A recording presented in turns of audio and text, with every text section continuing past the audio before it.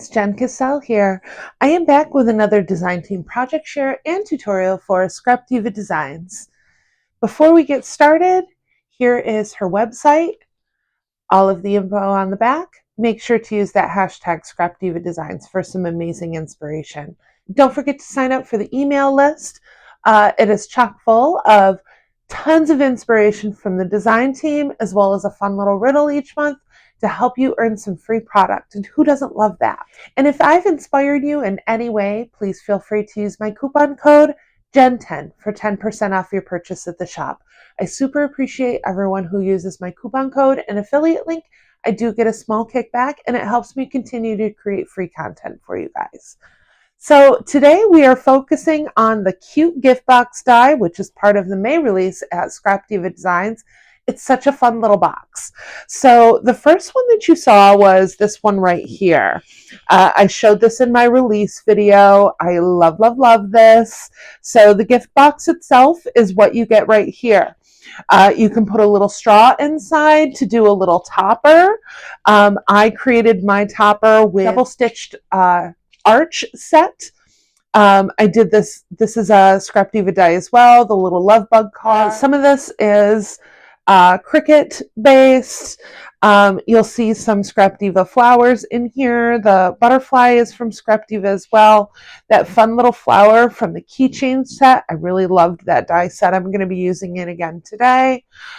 Just super cute. Even the little rainbow. This is all from the double stitched arch. I just thought it was so stinking cute. Love it. And I am going to show you how I did my base for the top.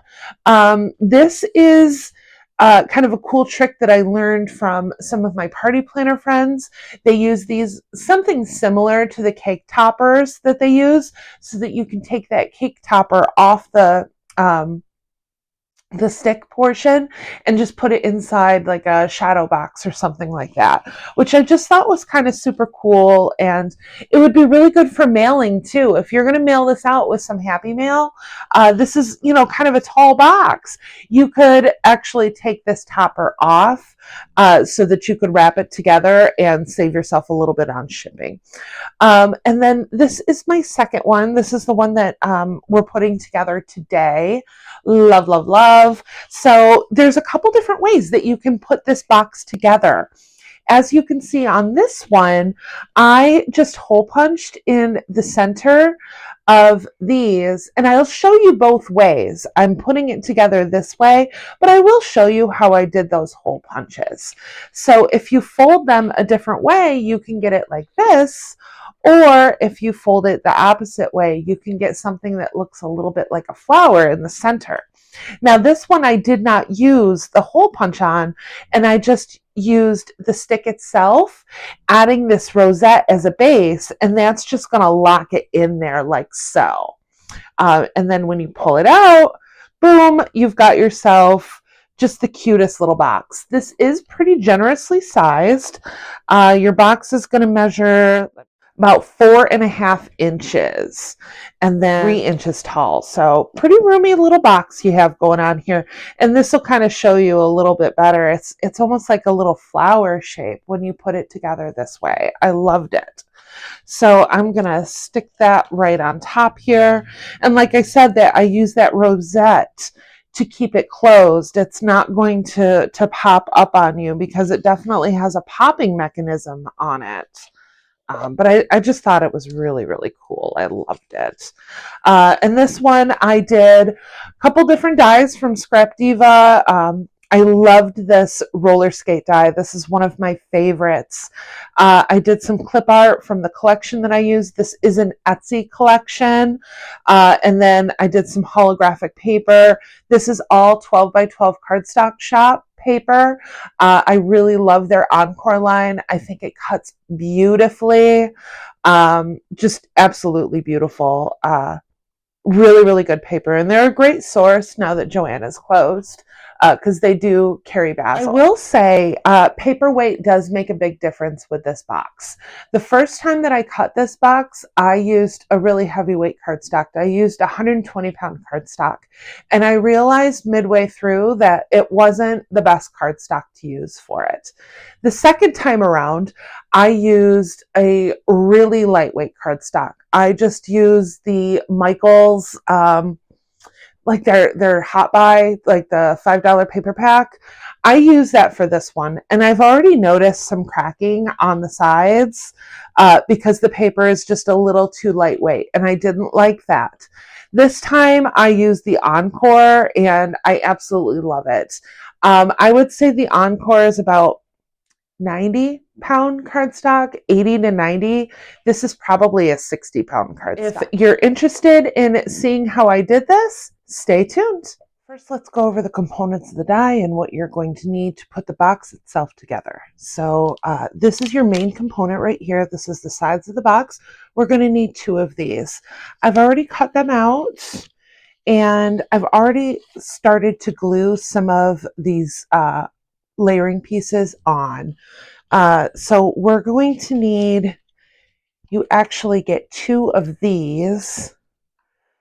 So these are going to be the sides of the box. You'll need 6 to cover all of the spaces. You're going to need 2 of these. This is the base of the box.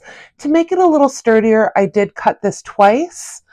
And this is going to be your overlay for the bottom of the box. I've cut that once. And I've already glued together one of those base pieces as well as that layering piece on top. If you notice, there is a small embossed circle in it. That is going to fit these right here. I've cut this, this is completely up to you. I've cut it, I think it was 2 or 3 times to create this little stack right here. And you can make this as large or as small, or not even use it if you want to. I did like how it did make my base a little sturdier. You also have these little triangular pieces. You'll need 6 of those. You do get 3 in the set, so run those through twice. And I've already put those on. And then you're also going to get these right here. You have 2 of these in your set. You want to cut these 6 times as well. And I've already gone ahead and cut them and pre-folded them. I'm going to put my box together a little differently than what I did with my original, which is this one right here. It doesn't matter how you put it together. You will, like how you do the folding, you'll still need 6 of these. You also get these ones right here, which is half of this. And you could use that to do different like color variation or pattern paper with these insets. I'm choosing not to use that one. So to get started, like I said, go ahead and put all of your layering pieces on. If you'll notice, the original die just has a flat tab on this side. To make my box easier to move, I did cut a small V right at that score line that you see right here. I just cut a small V into that, and I felt that it helped make the box a little easier to fold in some places. And I've done that twice. And you can go ahead, grab your glue. I'm going to be using Barely Art for this.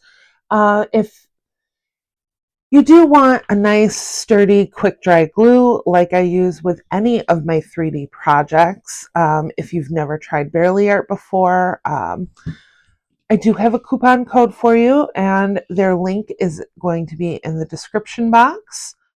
Now we can go ahead and add our layering pieces here, and I'm going to avoid putting glue in the crease.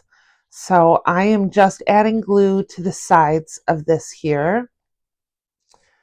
And like I said, you can fold these downward or you can fold them upward. If you fold them upward, you're going to get the box like this. So go ahead and put those on, lining everything up. So I have all of my layering pieces on save one. Now I can go ahead and I'm going to flip this over and add my glue to the long tab.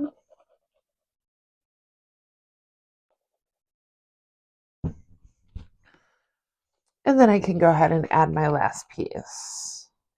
Now, before you add the box bottom, if you are going to add some holes to the top so that you can string, this is how you're going to do it. Grab your hole punch, and all I did was simply kept this folded where I wanted it to, and then lined up my hole where I wanted it to. I did like using a punch like this where I had like a little measure on here. So when I put it on, I just added this right here like that and punched down. That way I knew that I was getting my holes evenly spaced. But you could add the holes, measuring if you didn't have a punch like this. There's ways to make it uniform. I am not adding holes to this one because I am doing a different style of closure on this. So my box is going to fold in like this now. And it does give you a different shape than the other. So this is what it looks like when it's folded like this. And then we have this option here that almost has like a flower shape to it. Now we can start adding our bottom to the box. And what I'm going to do is open this fully. I'm going to start putting glue on the interior of my tabs. So I'm folding them outward and adding some glue. I'm going to glue them all at once because I'm just going to drop that base right into the bottom of this. So go ahead, and I'm just going to kind of fold it downward, making sure all of my tabs are showing on the bottom and didn't flip over. And then go ahead and add the base of your box. And it'll slide right in there. And then go ahead and add a bunch of glue to the bottom of the box. And for this one, I am going to add glue to this as well, just because we want this to be really sticky. Go ahead and add your base, like so.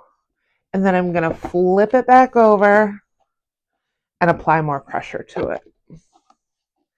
Now you can go ahead and glue this directly to the bottom if you wanted to. I am not though. I'm actually just going to glue it directly to my straw to give it a sturdier base. That way I can pull the whole mechanism. So now we're going to start working on our straw mechanism, which is what I'm going to use as the closure to this box. So first I'm going to add, this is from the keychain set that was released this month. I didn't make it a shaker. I just glued each layer together. This is 3 layers so that it's a nice sturdy base.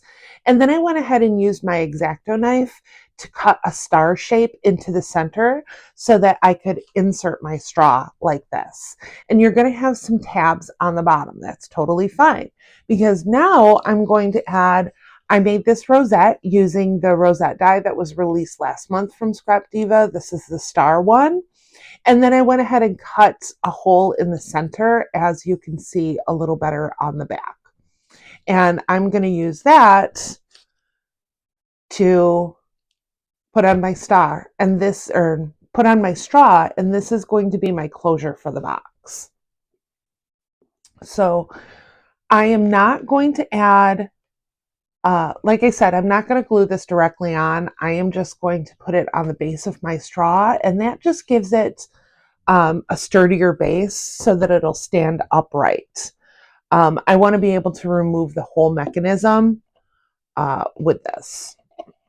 So go ahead and place your box where you want it to close and slide that rosette down, and that's going to be your closure on the box. And once I'm ready, I'm going to hot glue everything on the straw itself, so it'll just sit like this. And when you open it up, boom, your box opens. So this is what I did for my topper. This is the roller skate die from Scrap Diva, one of my absolute favorite dies. Love it. The Let's Roll I created on my Cricut. you'll see a whole bunch of the ephemera from that super cute Etsy collection that I'm using. I bought the papers last month, and then I ended up getting a coupon, so I went back and I got the clip art. And I mean, look at that cute little guitar. I love the disco ball with the groovy. You'll see that peace sign that I really love from the keychain. And this is the disco ball that was released last month. This small bow that I did at the top is the small bow bag topper from a couple months ago, but super, super cute. I love how this turned out. And that is what I am going to stick right on top so that it sits like this. Now, I showed you with this one how I did a little mechanism for the back so that if you're sending this, you don't have to have such a bulky box. You can actually take this off.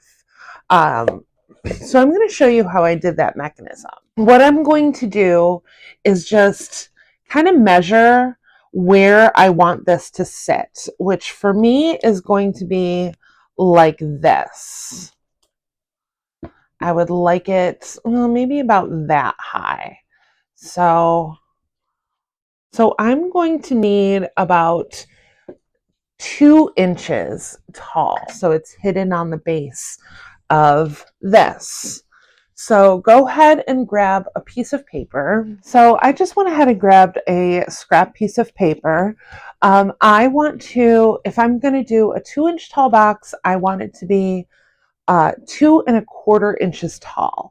So I'm going to trim this down to 2 1/4 inches. So 2 1/4 inches, and every 1/4 of an inch, we're going to do a score line. So 1/4 of an inch, 1/2 inch, 3/4 of an inch, 1 inch, and then 1 1/4.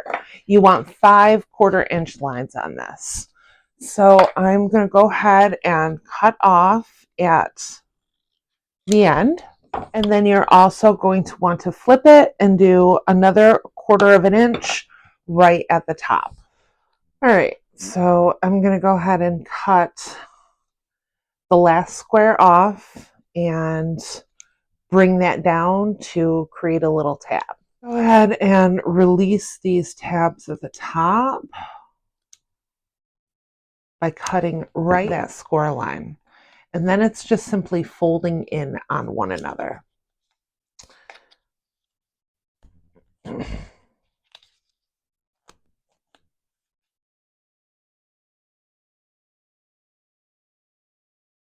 A little hot glue to this. And you can go ahead and fold it flat to really make sure that's tight. Okay. And now we're just going to fold our tabs inward on one another. And I'm going to use just regular glue for this. Maybe top it all off with some hot glue when I'm completed. But that's how I did my mechanism for the back so that you could just pop that top off. And I'm going to use hot glue to add this so that I could just slide this on when I'm ready. Now, if you want your straw to be a little sturdier, go ahead and add a wooden dowel to it like I did in this one. Putting that wooden dowel in the center is really going to give you a sturdy base. And I did do a little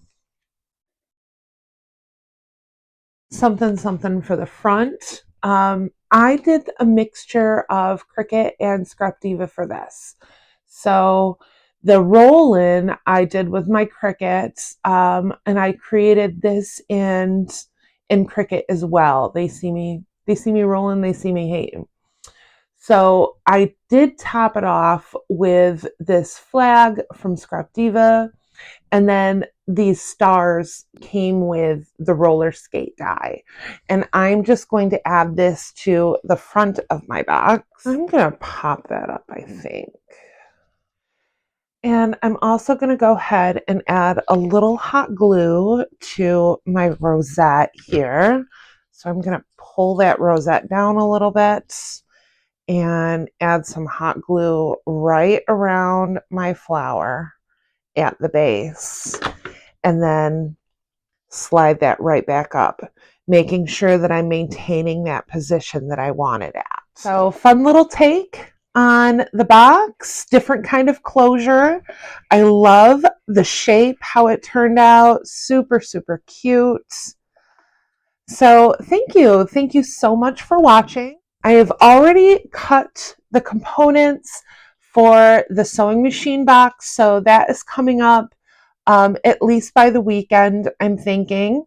I am also working on my print and cut handmade embellishments with Cricut video. I get so many questions on it. I know you guys want to see it. It's been a little while since I've done a digital video, so that is coming soon too. I'm working on that today. I'm hoping to get it out within the next couple of days. So thank you. Thank you so much for watching. Thank you to everyone who has been using my coupon code and affiliate link.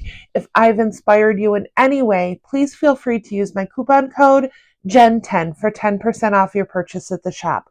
I super appreciate everyone who uses my coupon code and affiliate link. I do get a small kickback and it helps me continue to create free content for you guys. So thank you for watching. Stop back. Let me know in the comments what you think, how you're putting this box together, which one is your favorite, and don't hesitate to ask me with any questions. I'll see you in the next crafty video. Bye.